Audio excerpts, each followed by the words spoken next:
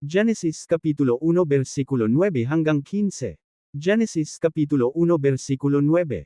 At sinabi ng Diyos, mapisan ang tubig na nasa silong ng langit sa isang dako, at lumitaw ang katuyuan, at nagkagayon. Genesis Kapitulo 1 versikulo 10. At tinawag ng Diyos ang katuyuan na lupa, at ang kapisanan ng tubig ay tinawag niyang mga dagat, at nakita ng Diyos na mabuti. Genesis Kapitulo 1 versikulo 11. At sinabi ng Diyos, sibulan ang lupa ng damo, pananim na nagkakabinhi, at punong kahoy na namumunga ayon sa kanyang pagkakahoy, nataglay ang kanyang binhi sa ibabaw ng lupa, at nagkagayon. Genesis Kapitulo 1 versikulo 12.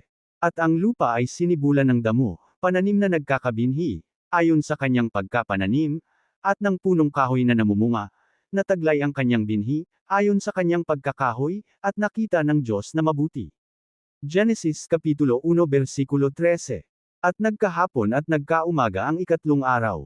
Genesis Kapitulo 1 versikulo 14. At sinabi ng Diyos, magkaroon ng mga tanglaw sa kalawakan ng langit upang maghiwalay ng araw sa gabi, at maging pinakatanda, at pinakabahagi ng panahon, ng mga araw at ng mga taon. Genesis Kapitulo 1 versikulo 15. At maging pinakatanglaw sa kalawakan ng langit, upang tumanglo sa ibabaw ng lupa, at nagkagayon.